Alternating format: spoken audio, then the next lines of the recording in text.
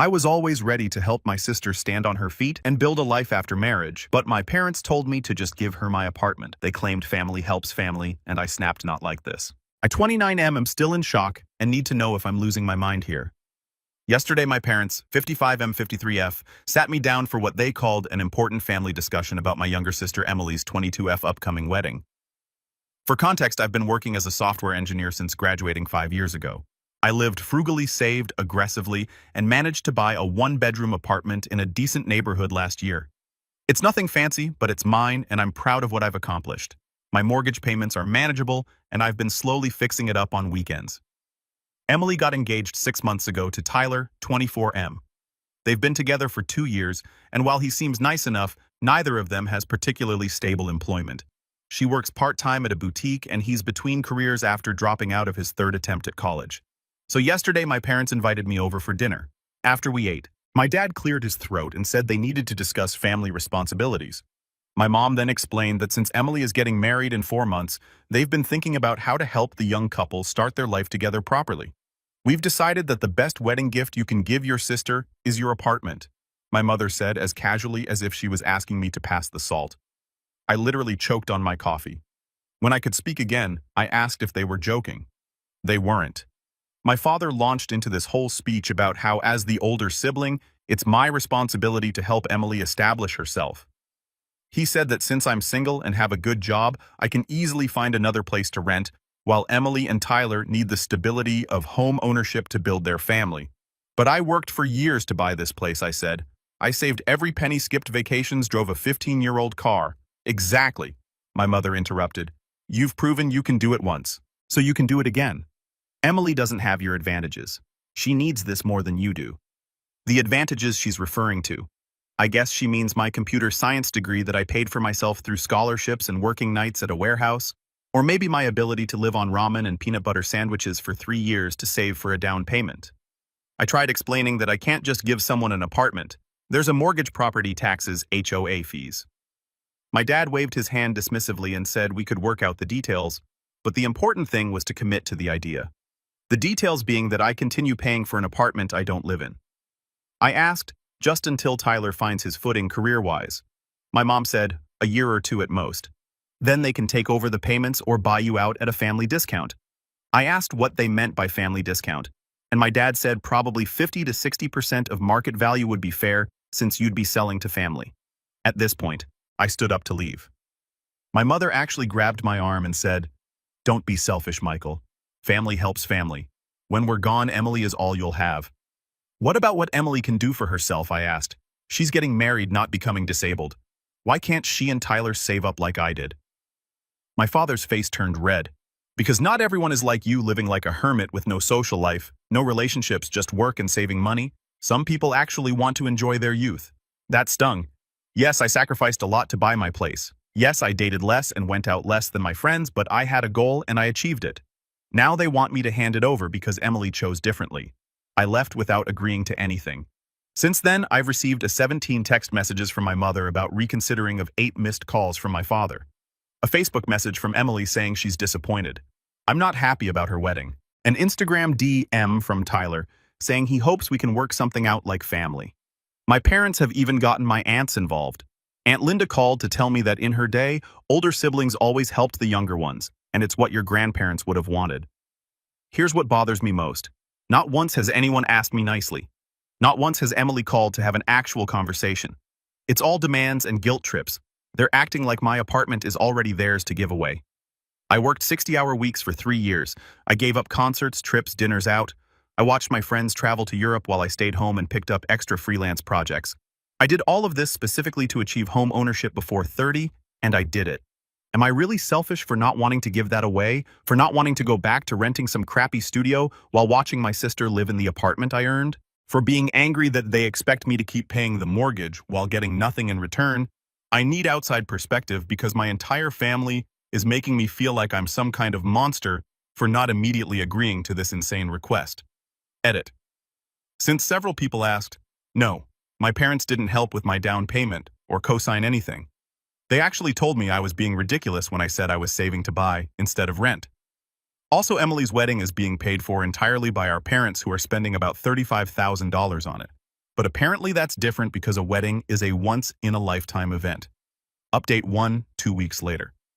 I never thought I'd be back so soon with an update this insane, but here we are. For those who didn't see my original post, my parents demanded I give my apartment to my sister as a wedding gift. I refused, and they've been rallying the family against me ever since. I took the advice many of you gave and tried to have one more calm conversation with my parents. I invited them to lunch at a neutral location and explained my position clearly. The apartment represents years of sacrifice and hard work. I'm not willing to give it away, but I'd be happy to contribute to Emily's wedding in other ways. Maybe $1,000 toward the honeymoon, or helping them with first month's rent somewhere. My mother literally laughed. $8,000, Michael? That's insulting. We're talking about setting up your sister's future, not buying her a toaster. I stayed calm and said that was what I could afford while maintaining my own financial obligations. My father accused me of being intentionally obtuse and said they weren't leaving until I saw reason. That was Thursday. On Sunday, I got home from grocery shopping to find multiple cars in my building's visitor parking. I recognized my parents' SUV and Emily's Honda, but there were 2 other cars I didn't know. As I walked toward the building carrying my groceries, I saw a group of people standing outside my door. My parents, Emily, Tyler, and 3 people I'd never seen before were clustered in the hallway. One of the strangers was taking photos of my door and the hallway. "What's going on?" I asked. Emily beamed at me. "We're doing the initial planning. This is Madison, our wedding planner, and these are Rob and Diane from Fresh Start Interiors. They're going to help us plan the renovation." I stood there holding my grocery bags, completely speechless. Madison extended her hand with a bright smile. "You must be Michael. Your family has told me so much about you. How generous to give your sister such a wonderful wedding gift." "I'm not giving anyone anything," I said flatly. "You all need to leave." The smile froze on Madison's face. Emily's face turned red. "Michael, don't be ridiculous. We drove all the way here and Madison charges by the hour." "Then you should have called first," I said, pushing past them to unlock my door. "And you definitely shouldn't have told people I'm giving you my apartment when I've made it crystal clear I'm not." Rob. The interior designer cleared his throat awkwardly. "Perhaps we should reschedule when everyone's on the same page." "There's nothing to reschedule," I said. "This isn't happening." My mother grabbed my arm as I tried to enter my apartment. "Michael James Wilson, you are not going to embarrass this family in front of professionals. Let them in to take measurements." "No," I said, jerking my arm away, "and if any of you try to enter my apartment, I'll call the police." Tyler stepped forward, trying to look intimidating, despite being several inches shorter than me. "Dude, come on. Don't make this weird. It's just a quick walkthrough. Get away from my door," I said, my voice louder than I intended. Several of my neighbors had started peeking out of their apartments. Madison and the designers quickly excused themselves, clearly uncomfortable. Emily burst into tears, wailing about how I was ruining everything and destroying her dreams. My father pointed his finger at me. "You've crossed a line. This isn't over." They all left, but not before my mother shouted loud enough for the entire floor to hear, "I hope you're happy living alone forever in that apartment because you're choosing it over your family." Since then, the harassment has escalated. Emily posted on Facebook about how some people value money over family and tagged me. A Tyler's mother, who I've met exactly twice, called to lecture me about supporting young love, and my parents have been telling extended family that I'm having a mental health crisis, and that's why I'm being irrational. As someone, I suspect Emily signed my email up for dozens of rental listing newsletters, and my mother left a voicemail saying she's reconsidering whether I'll be invited to Thanksgiving. The most infuriating part, I found out from my cousin that my parents recently refinanced their house to pay for Emily's dream wedding. They pulled out $35,000 in equity for flowers and catering and a designer dress. But somehow I'm the selfish one for not giving away my $200,000 apartment. I've now installed a Ring doorbell and changed my locks. My parents had a spare key for emergencies. I've also started documenting everything in case I need to pursue legal action. I can't believe it's come to this. All because I won't give my sister the apartment I worked myself to the bone to buy. According to my family, that makes me the villain. Update 2. 1 month later, I genuinely didn't think the situation could get worse, but I've learned to never underestimate the lengths entitled people will go to. Quick recap. My parents demand I give my apartment to my sister as a wedding gift. I refuse. They bring wedding planners to my home without permission. I threatened to call the police. Since my last update, things escalated in ways I couldn't have imagined. First, the subtle harassment continued. My mailbox was mysteriously filled with sand twice. Someone kept signing my phone number up for car warranty calls. I'd get food deliveries I didn't order at 2 a.m. Petty stuff that was annoying but not worth pursuing legally. Then about 2 weeks ago, I started getting mail addressed to Tyler at my apartment. First, it was junk mail, then what looked like official correspondence. I marked it all returned to sender and didn't think much of it until I got a large envelope from the DMV. I opened it. Yes, I know I shouldn't have, but my name and address were on the envelope with Tyler Morrison written in. It was a driver's license renewal form with my address listed as his residence. I immediately called my parents demanding an explanation. My mother played dumb at first, then finally admitted Tyler had been having issues with his previous living situation, aka his parents kicked him out and needed a stable address for job applications. "So you gave him my address," I shouted. "It's temporary," she said. "Just until after the wedding when he moves in anyway. He's not moving in here ever." I said, "Michael, you're being ridiculous. It's just an address. You're not even using all your space." I hung up and started Googling. Turns out in my state, someone receiving mail at an address can be used to establish residency. If Tyler could prove he's been receiving mail at my apartment, it could complicate any future legal action to keep him out. I hired a lawyer the next day. Best $300 consultation fee I've ever spent. She advised me to document everything, formally notify Tyler via certified mail that he's not authorized to use my address, and file a police report for fraud if he's used my address on official documents. I sent the certified letter. Tyler never picked it up.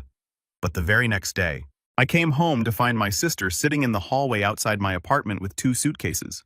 "What are you doing here, Emily?" She looked up at me with red eyes. "Tyler and I had a fight. I need somewhere to stay." "Call Mom and Dad," I said, stepping around her. "I can't," she wailed. "They'll say we shouldn't be living together before the wedding anyway. Please, Michael, just for a few nights." Everything in me screamed that this was a trap. "No, Emily. I'm sorry you're having problems, but you can't stay here. I'm your sister." She screamed loud enough that doors opened down the hall. "You have a whole apartment to yourself, and you won't even help me for one night." I went inside and locked the door. She sat out there for 3 hours, alternating between sobbing, calling my phone, and yelling through the door. I finally called building security, who escorted her out when she couldn't prove she lived there. The next morning, I woke up to 47 text messages. Highlights include a mom: "Your sister slept in her C because of you." A dad: "This has gone too far. We need to have a family meeting." Emily: "I hope you can live with yourself." A Tyler: "Thanks for making Emily cry again." A asterisk hole. But the crown jewel was a text from a number I didn't recognize. "This is Madison, wedding planner. The Wilsons have asked me to reach out about potentially downsizing the wedding to afford a rental deposit for Emily and Tyler. I wanted to verify with you that you're truly unwilling to help before we proceed with cancellations." I responded, "I've been clear about my position. Please don't contact me again, Madison. I understand. It's just such a shame when family values differ so drastically. I've never seen siblings be so cruel to each other." I blocked her number. Last week was the family meeting my father demanded. I refused to go to their house, so we met at a restaurant. I brought my friend James as a witness, which immediately angered them. "This is family business," my mother hissed.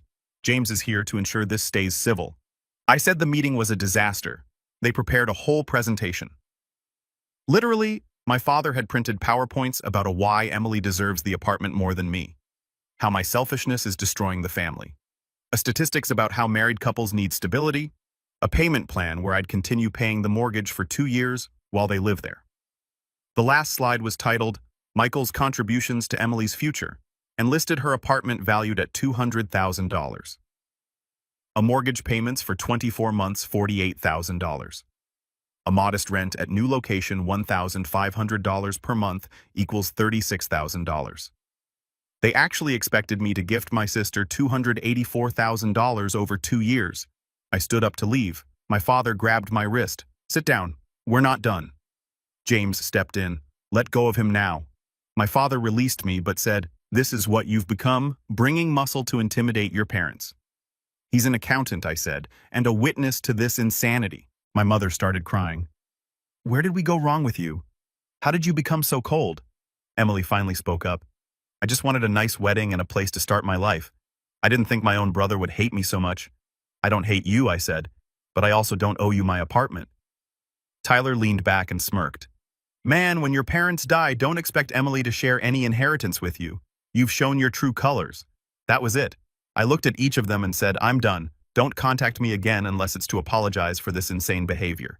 And Tyler, if I receive one more piece of mail with your name and my address, I'm pressing charges for fraud. I left with James, who was absolutely stunned.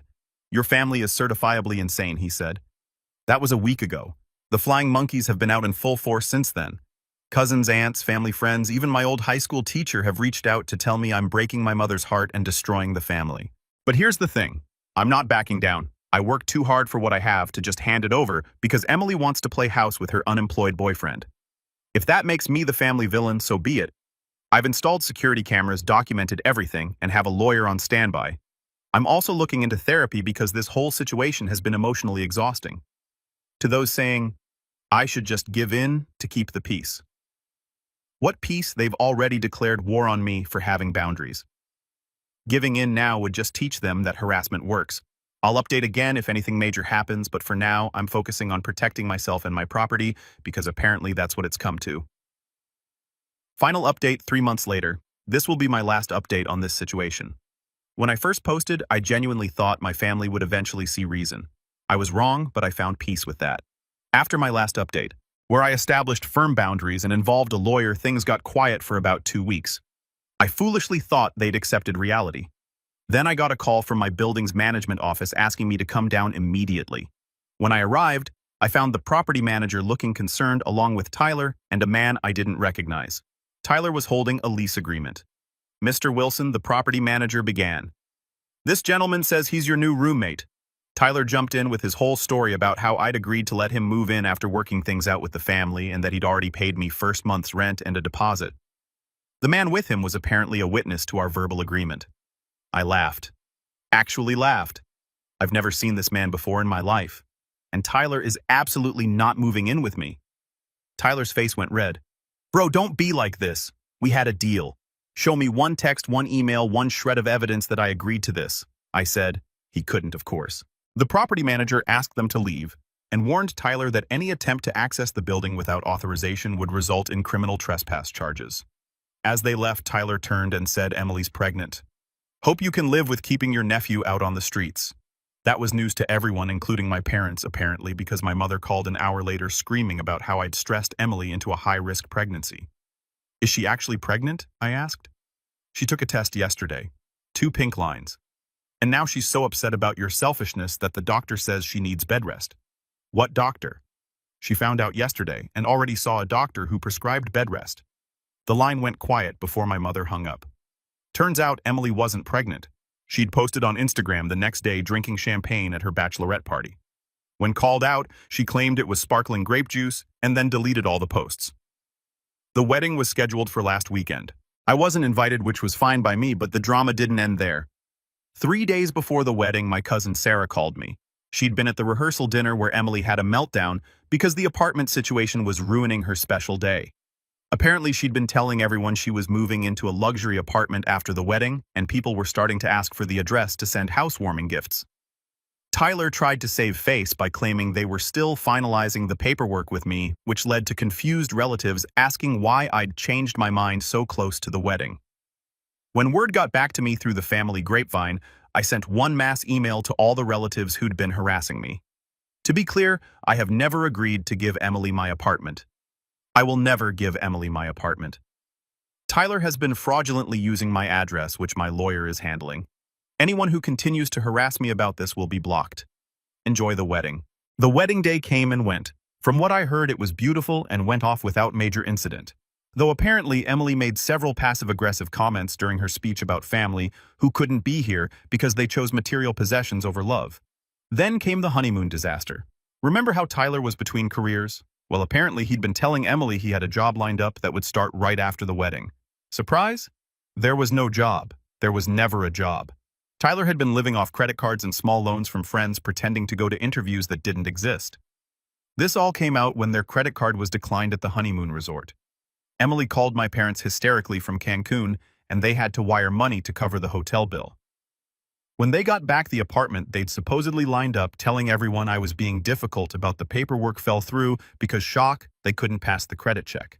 They moved in with my parents temporarily. It's been 2 weeks since the wedding. According to Sarah, the only family member I'm still in contact with, the situation at my parents' house is tense. Tyler spends all day job hunting, aka playing video games in the basement. Emily is working part-time and complaining constantly about how this isn't how newlyweds are supposed to live, and my parents are stressed about having them there indefinitely. My mother broke the silence yesterday with a text. I hope you're happy. Your sister is miserable. I responded, Emily's choices made Emily miserable. My apartment wouldn't have fixed Tyler's unemployment or their financial irresponsibility. She sent back, a good brother would have helped anyway. I blocked her number. Here's what I've learned through all this. Family isn't about blood. It's about respect, boundaries, and mutual support, not one-sided demands and emotional manipulation. My family showed me who they really are, and I believe them. I've started therapy to work through the guilt and grief of essentially losing my family. My therapist says I'm grieving not the family I have, but the family I wished I had. That hit hard.